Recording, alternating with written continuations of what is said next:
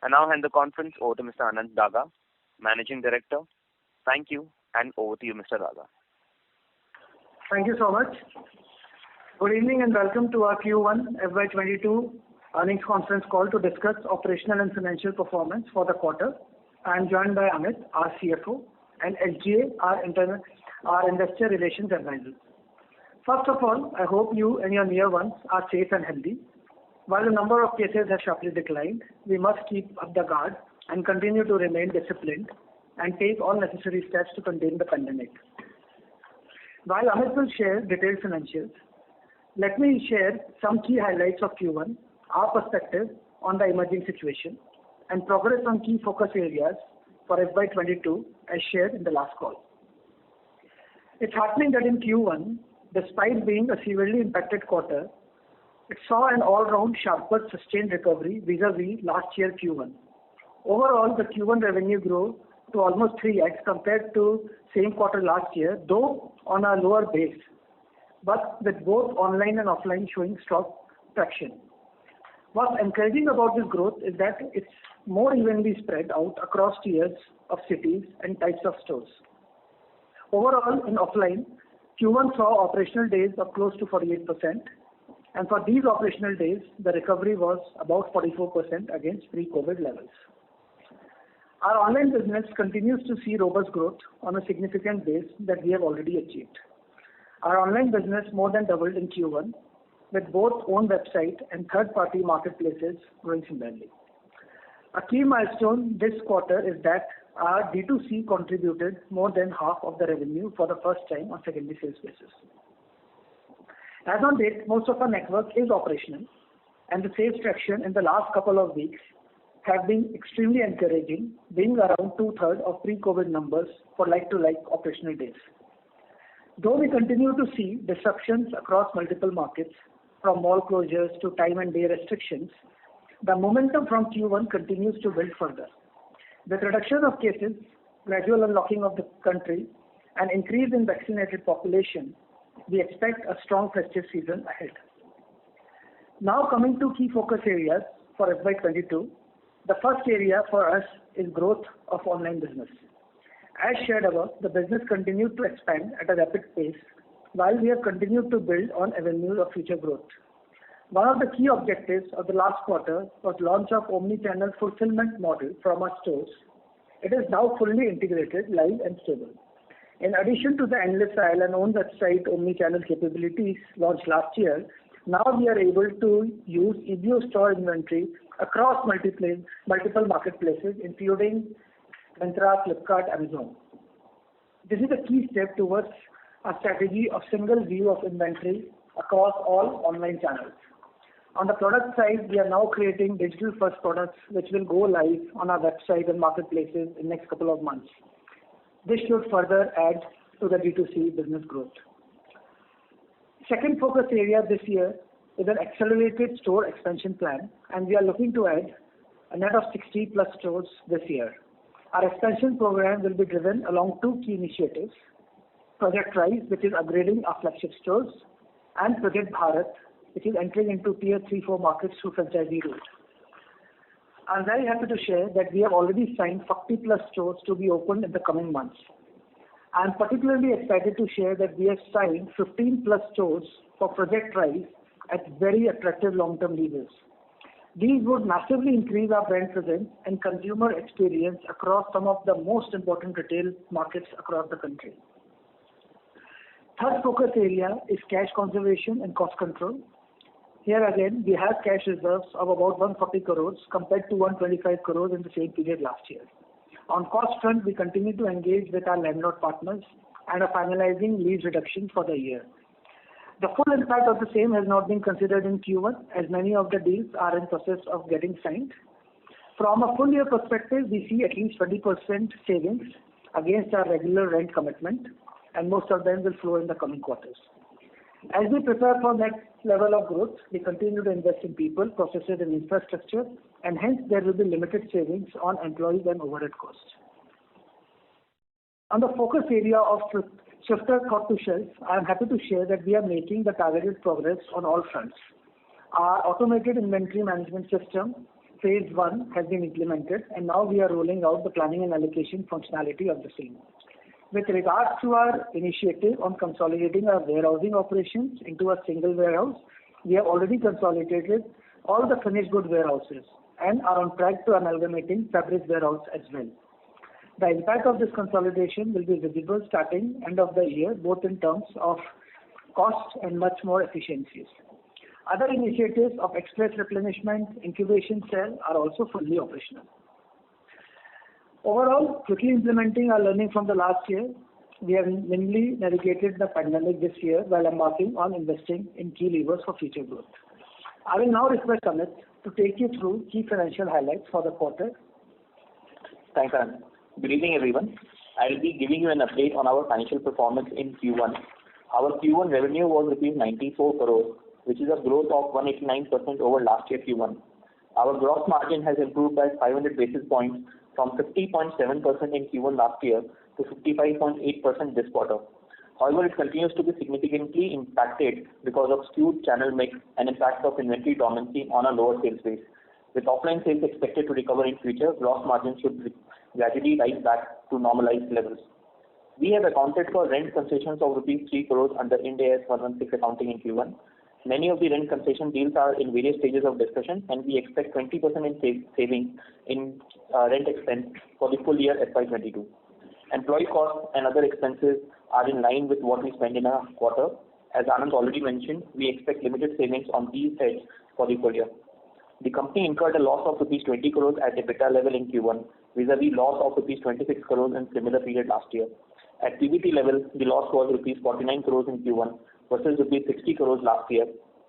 And at PAT level, the loss was rupees 36 crores in Q1 versus rupees 45 crores last year. We need to look at these numbers in reference to the point that the rent savings accounted for in Q1 this year was only rupees 3 crores versus rupees 19.3 crores in Q1 of last year. As and when we conclude the rent concession deals, further rent savings will be accounted for in subsequent periods. During the quarter, we opened 7 new stores while we shut down 9 stores. We continue to remain focused and committed to the accelerated store expansion plan, and for the full year FY22, we expect to open 60 plus new stores on a net basis. Our cash reserves as on date is rupees 140 crores. This is in addition to the unutilized bank limits. Thank you. We are now open to questions. Since we are the only listed entity in our segment, we might not be able to share granular details that could be competitive information. We request your understanding of the same. Thank you very much. We'll now begin the question and answer session. Anyone who wishes to ask a question may press star and 1 on your touchtone telephone. If you wish to remove yourself from the question queue, you may press star and 2. Participants are requested to use handsets while asking a question. Ladies and gentlemen, we'll wait for a moment while the question queue assembles. Participants, you may press star and 1 to ask a question.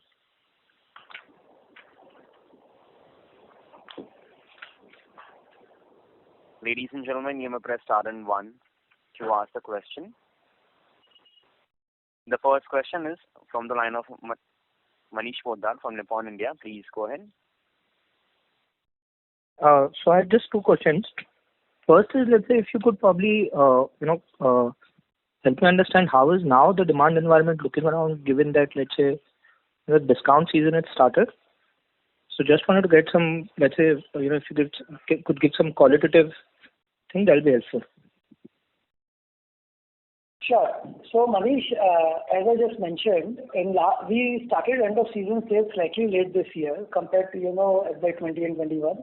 So it started only in third week of July, and in the last 3 weeks, what we are seeing in the operational stores, a recovery close to 70% against pre-COVID levels. Now, this is the kind of recovery last year we saw somewhere around October, so the response is extremely encouraging. And if I have to give you some qualitative inputs on that, we are seeing very interesting trends. One, after a long time, consumer is moving away strictly from a need-based shopping, and there's a lot of impulse shopping that is happening. Second, we have never seen such high proportion of full price sales in an end of season sale, which we have seen in the last 3 weeks. So, and third is, a very, very even kind of recovery. So the malls recovery is also very encouraging, which was missing last time. So these are some of the top things that we are seeing right now. And, with constant vaccination and opening up, if God forbid, if there's no other major wave or something, I think this is a precursor to a strong festive. This is what we feel. And this 70% is, let's say, like to like for those 3 weeks of discount which you would have in FY20. Is that how it is? That's right. Or this is for July versus July? No, not this is July. So this is, last 3 weeks of this year versus last 3 weeks. So probably third week July onwards, fourth week July onwards. No. So I'm just trying to understand. You have given your end of season, like you mentioned, end of season sale was earlier this year. So are you comparing the same end of season sale this year versus FY20, or you're comparing just July versus July 20? No, we said end of season sale started late this year, not early. And we started it, say, somewhere around 19th of July. So I'm giving you a number of 19th of July till, say, about yesterday versus the same period in FY20. Okay. And one last one from my side. So I believe in a lot of the mall operators, when they had given you the concession holidays, they had a clawback clause saying that, in FY22 and 23, they will claw back some amount of rent in terms of, let's say, revenue share. So just wanted to understand when they had this clause, did they kept the hurdle as 100 rupees sale itself, or did they get the hurdle to, let's say, 80 rupees sales? 100 is the normalized run rate. No, Manish, to see right now all kind of deals have been negotiated. And I don't want to speak out of turn out here, but a lot of the clauses which malls have given are also not acceptable. And hence, we have not signed many of the deals yet. So all kind of models from revenue share to clawback to, long-term sales related, graded sales slab-based rentals, all of that is negotiated, depending upon, the location and the business that brands and malls are doing. That's all there is. Would it be right understanding, let's say, if you had, let's say, rent concession holiday in FY21, some amount of that, I'm not sure if that gets covered by operating leverage, but some amount of that will get, will increase because of all this, like let's say key properties would increase on a YOY basis. Is that a fair understanding? No, it's not so prevalent. It's not that prevalent. Okay. Thank you. Thank you. The next question is from the line of Nihal Jham from Edelweiss. Please go ahead. Yes, thank you so much. Good evening, Anant and Amit. 3 questions from my side. First is, on the e-com side, is definitely an impressive performance that we've seen a growth even over last year. But only thing is that, say, if I look at some of the other peers that I have some numbers available, they have still managed to achieve what they did in, say, a pre-COVID era or maybe close to the run rate that they were doing even till the fourth quarter of last year, that is, say, till 3 months back. So I just wanted to understand that was it that it is the restrictions that maybe were there or some certain fulfillment issues because of which this channel was not able to reach potential, or anything else you may want to highlight? No, so I really couldn't understand the question fully, because I think even on year-on-year basis and all, we have been growing at a very good rate. And my understanding, online we are performing at our performance has been better, barring couple of weeks in July when we didn't go on aggressive discounting. So I don't know what number exactly you are comparing here. Sorry, if you could help me with that. So Anand, if I look at an online business, it is around, I think, approximately 20 crores for this quarter. And if I look at the same corresponding number even in, say, the Q1 of FY20, it was around 34 crores. So it is, say, around 60% of the normalized level, if you had to say it. And we were doing around 45-50 crores on a quarterly basis last year. So my question was coming from that, was there a possibility that these e-com revenues could have been, say, closer to the 30 to 40 crore range, or is it that this is the best that could be achieved in the current situation, given the restrictions that we have? Yeah, Nihal, so for the current quarter, the share of online channel that we have also kind of mentioned in the presentation is 50%, right? So if our revenue is 93 odd crores, 50% of that has come from online channel. Okay, I'm sorry, then maybe there must be some, I'll just check that again. We have grown well, and this is despite the fact that for a few days there was ban on all non-essential items. So I think despite that we have been able to grow meaningfully well. Okay, sure. I'll just check that number. Maybe it must have been wrong from my side. What I wanted to also check on was that when we speak of the Omni initiative that we are making an effort towards, ideally, Anand, how is it that will end up, helping drive sales further, especially in terms of the fact you mentioned that now you'll be able to say deliver even via your stores, or you've got that also in panel. So just a sense on that. So what happens is, Nihal, see, a lot of time consumers see a lot of products online, but especially in the fresh sales, a lot of the portals don't carry the entire inventory because their model is still slightly more old season merchandise. So what it does is, it doesn't expose the catalog only to the consumers. Now suppose if someone looks at a Amazon site or a Myntra site and they like the product, even if they don't have a stock, my store can ship it. So we don't lose on those sales at all. That's one. Second, what also we have seen is, as the time to delivery reduces, your returns rate also come down. So wherever we have a localized inventory and we can, reduce our time to delivery, that also will have the metrics in terms of sales. So that's the second thing. And third is, overall the same inventory pool, irrespective of the location, can be used for multiple customers, multiple portals, just, enhancing its sellability. So all these really helps in when you have a strong Omni rollout. That's helpful. Just one last question from my side, Anant, is that currently of the 60 stores that we are planning to add, what is the proportion you think will be franchise-based? And if I understand right, out of the total store count of 550, approximately 30-35% will be franchise. Is that a right number? Yes, ma'am. Yes. So, see, I'll give you a ballpark number, but all this can change depending upon, which final locations we are able to open. The idea right now is to have about 35-40%, 35 to 45% of franchise stores and balance own stores. Okay, that's helpful. And I'll just correct myself. I had read the number on the online side wrong, so take that question back. Thanks. I know. Sure, yeah. Thank you. Participants, you may press star and 1 to ask a question. The next question is from the line of Varun Singh from IDBI Capital. Please go ahead. Yeah, thank you. Thanks for the opportunity. So, a couple of questions. First, on the online channel, I think the previous participant has asked regarding, why we are not growing as fast as compared to other companies. So, if I can put that question in a more contextual form, 50% of the 93 crore is roughly 47 odd crore revenue that we are enjoying from online channel.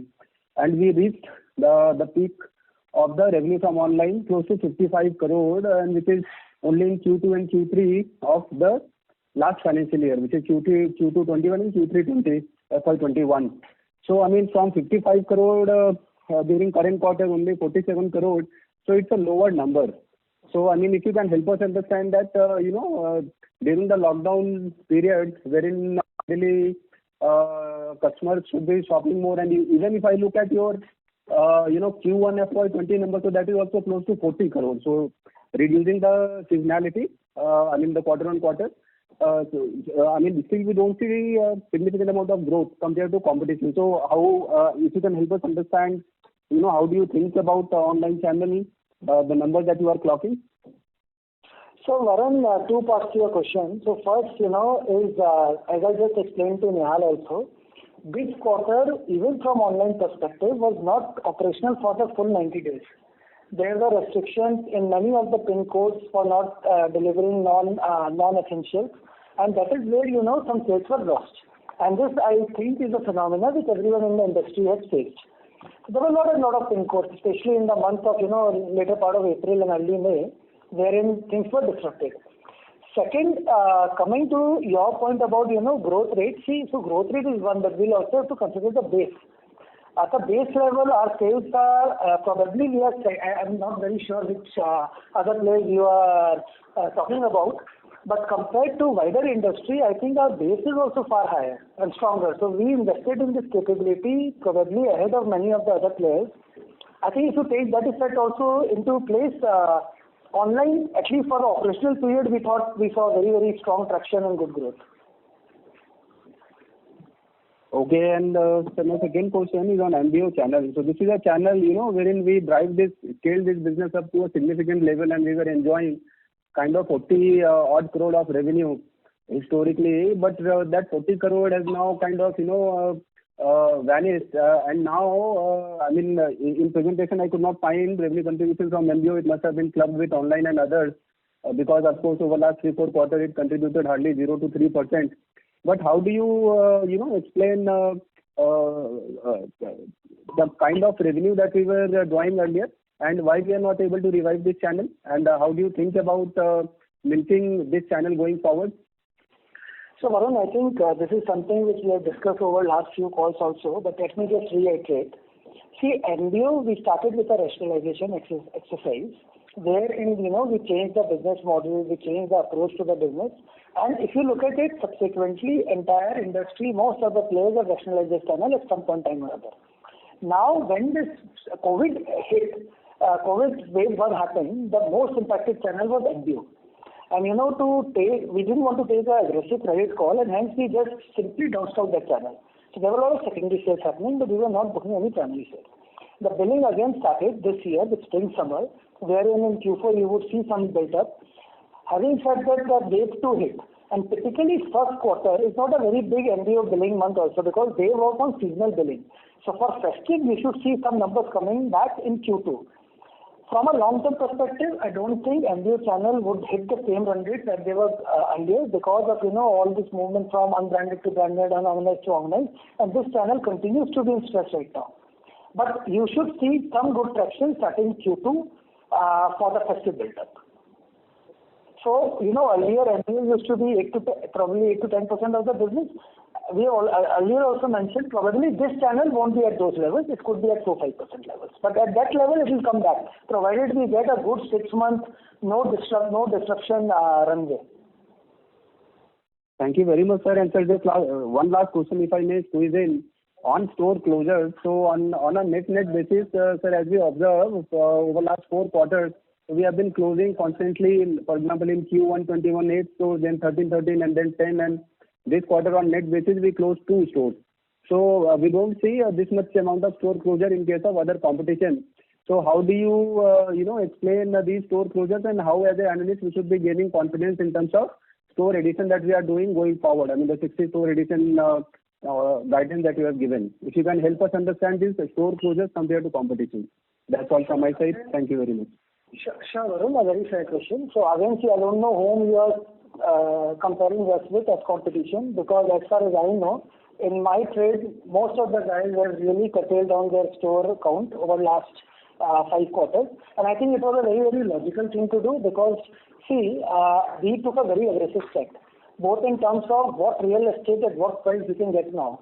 And our stores typically are not high capex stores, unlike lot of the big boxes. So our cost of shutting down a store, and then the opportunity gain that we can get from locking in better real estate at lower prices, made sense for us to go very aggressive on this.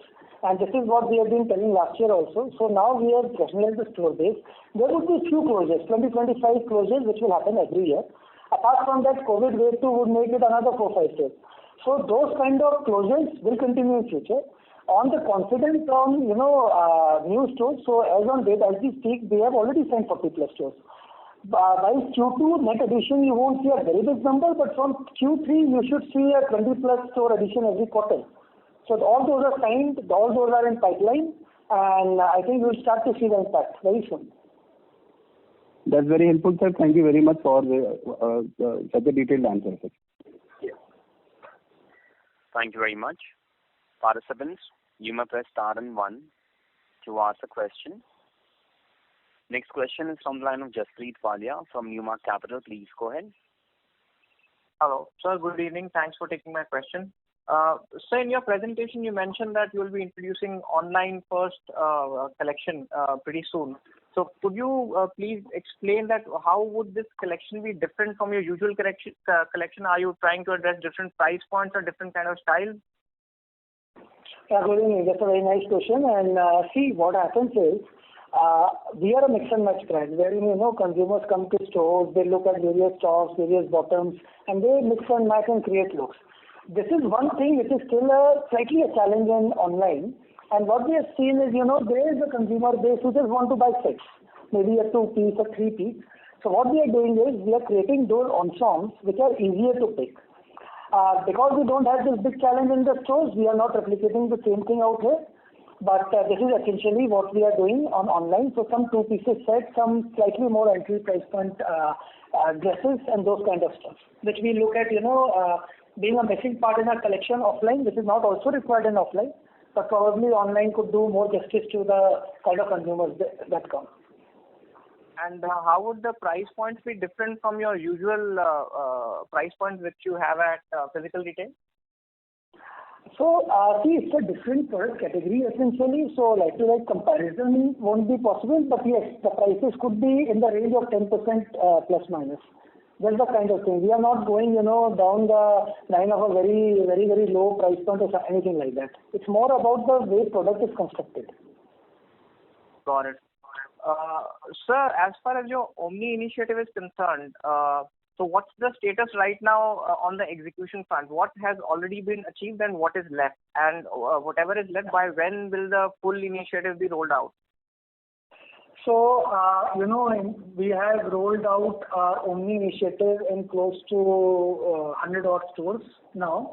In the phase 1, we had just our own website attached. Now we have 3 major partners also who are on board. In next 6 months, you will find more and more marketplaces getting integrated into the Omni, and the Omni store count also will increase from 100 to probably 150, 175 odd stores. Got it. And when would all your stores be covered under this initiative, or that is not required? So all the stores are not required because in every city, every geography, not all the stores are required. So we'll be slightly selective because it's an initiative which is good to talk about, but it actually takes a lot of effort on the ground. The staff training, the packaging, and it's a very different thing to execute. So I think we'll cover all the major geographies with required number of stores, but the intent is not to roll out it to 100% stores in near future. Got it. And you said 3 major fashion portals have already been onboarded on your Omni initiative, and six are left. No, I said few others are left. So there are smaller marketplaces also, and 1 or 2 major players, so those are left. Got it. Thanks a lot. So that's all from my side. Thank you. Thank you. A reminder to all the participants, you may press star and 1 to ask a question. Next question is from the line of Devanshu Bansal from Emkay Global. Please go ahead. Yeah, hi Anant. Thanks for the opportunity. I have 2 questions.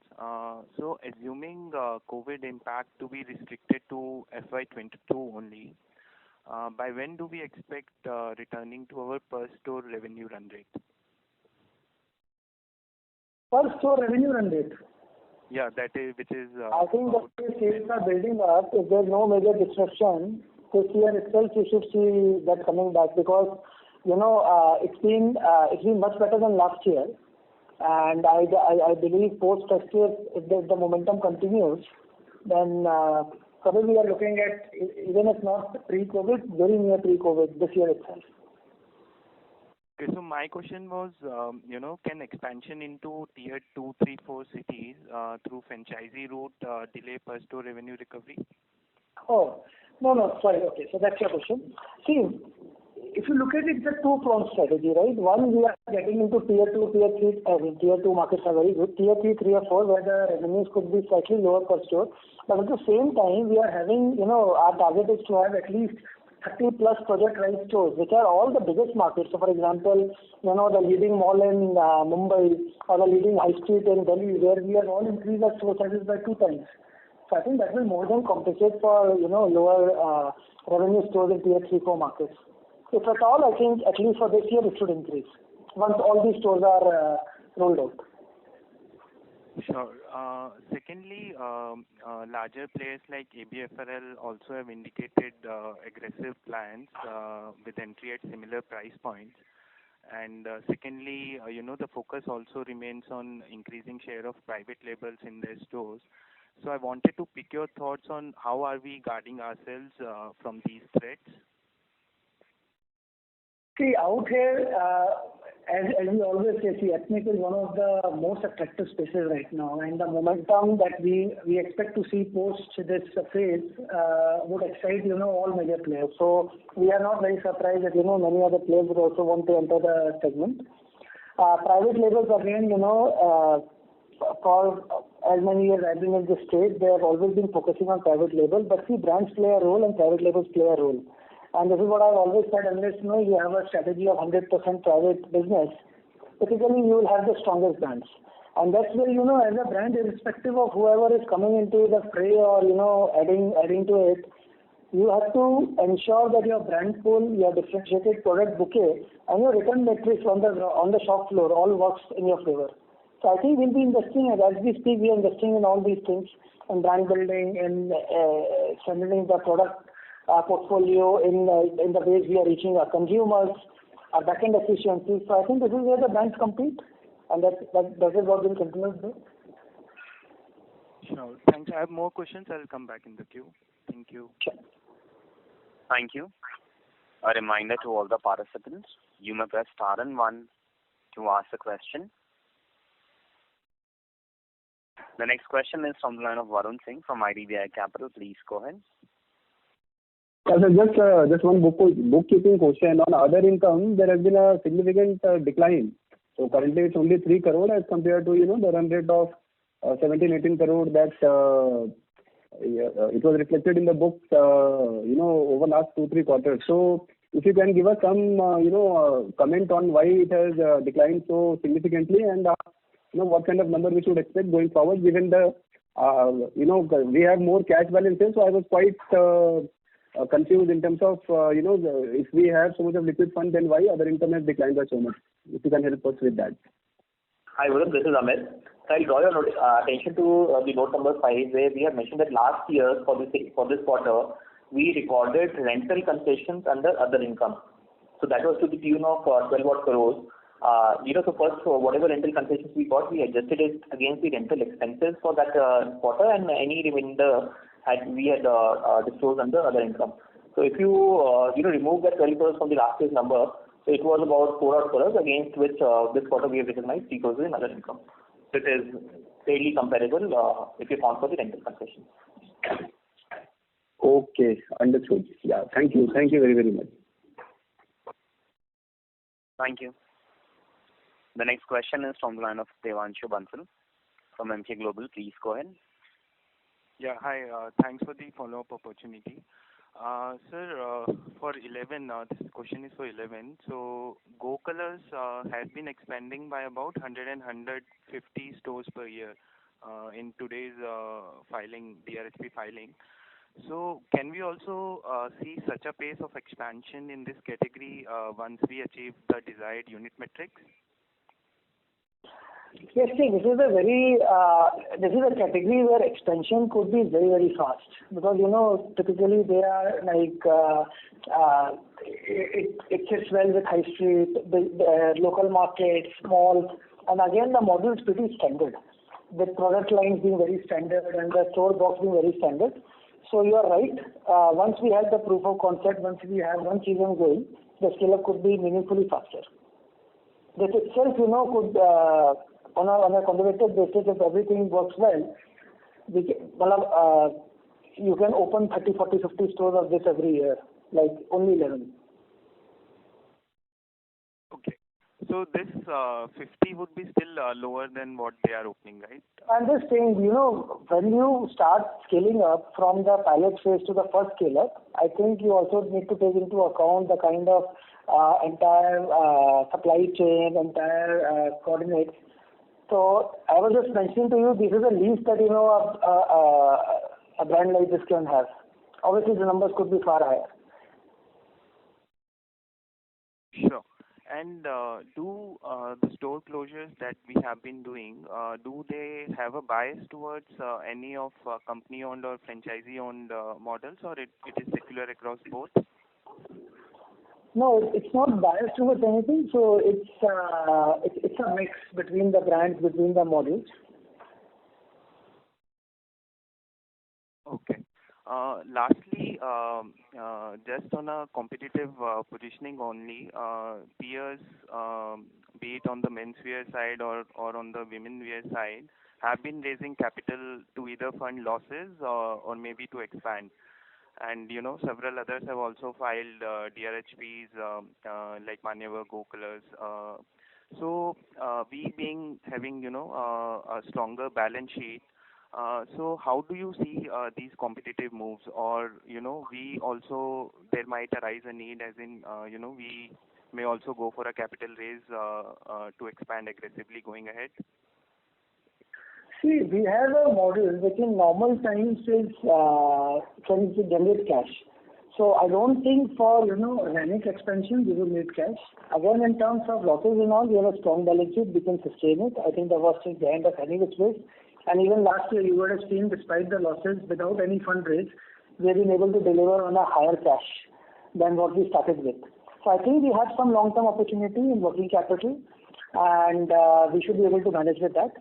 The only time probably when we might need a fundraise or something is if suppose there is an inorganic opportunity.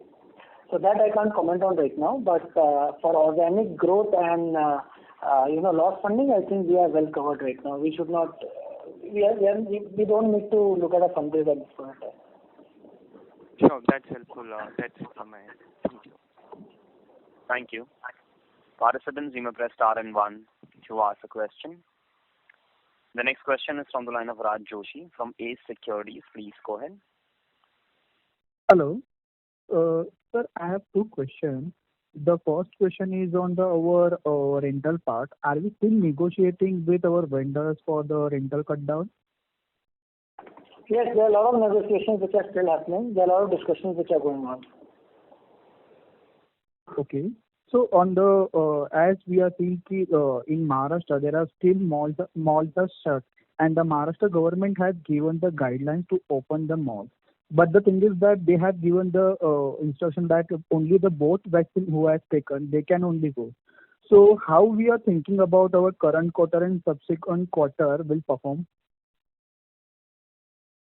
You are okay. So there are two things. One, you specifically spoke about Maharashtra malls, and second question is about overall performance. Is that or are they related? Sorry.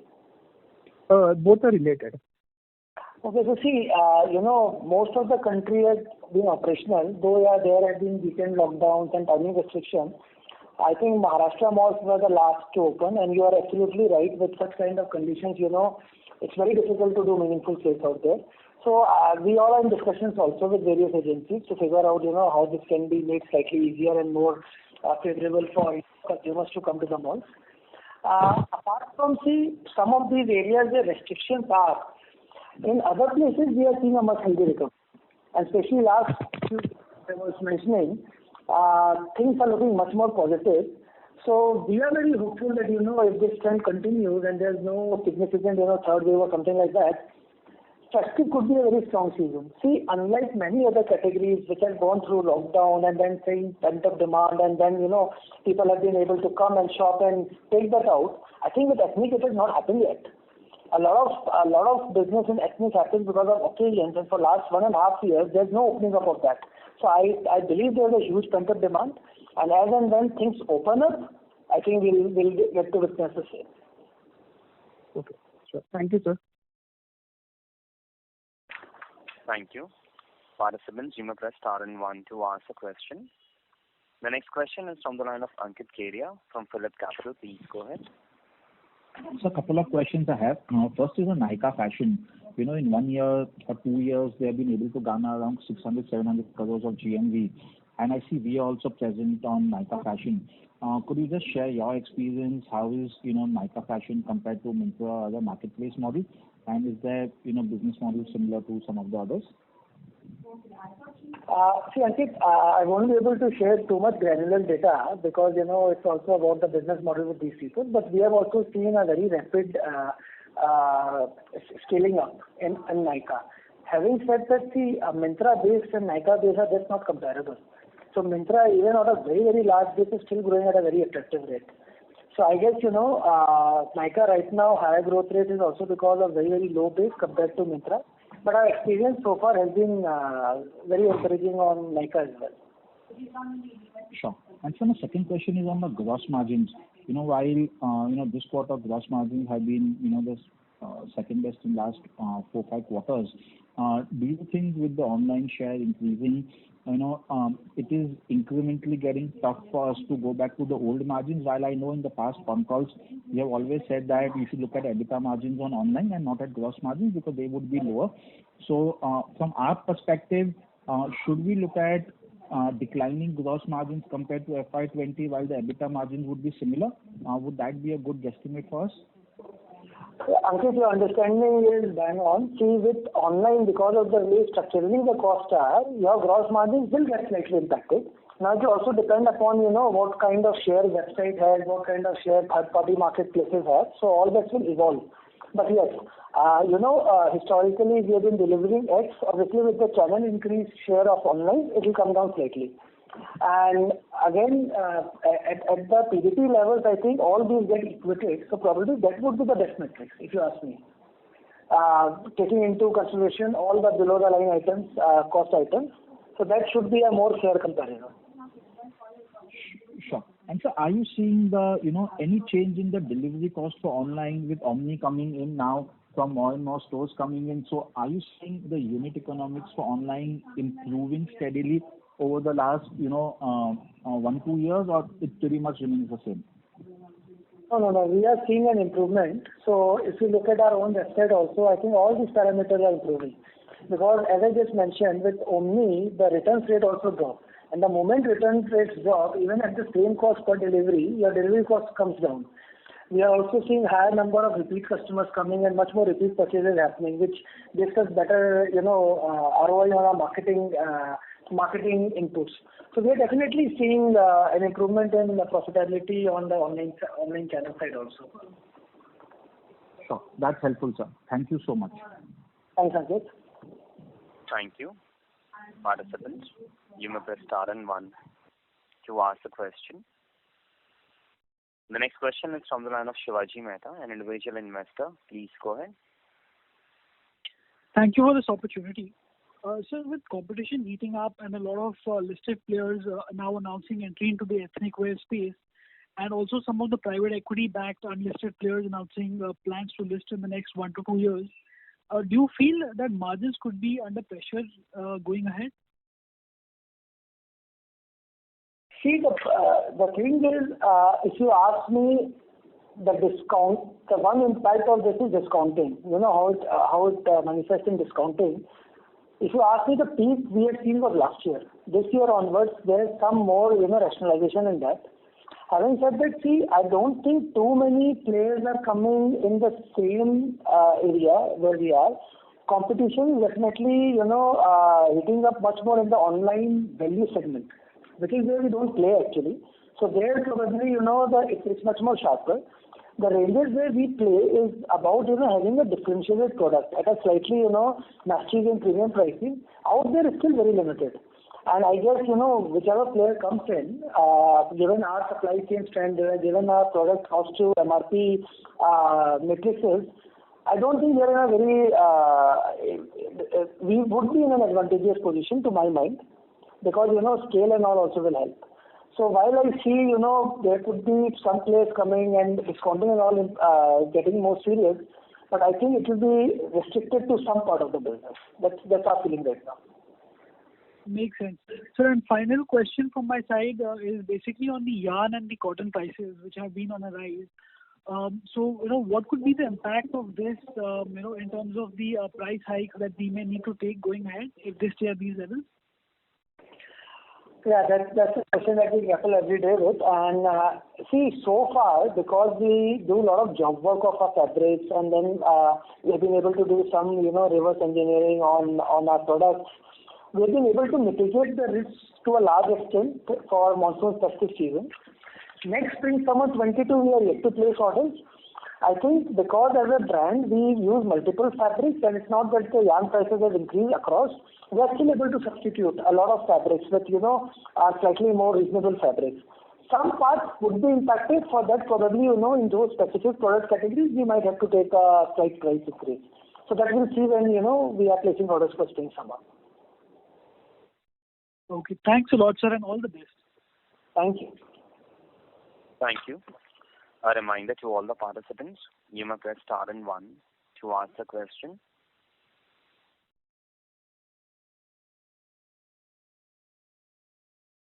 As there are no further questions, I will now hand the conference over to Mr. Anand Daga for closing comments. We take this opportunity to thank you for joining on the call. We hope we have been able to address your queries. For any further information, please do get in touch with us or SGA. Have a nice evening. Take care. Stay safe. Thank you very much. On behalf of TCNS Clothing Company Limited, that concludes this conference. Thank you for joining us. You may now disconnect your lines. Thank you.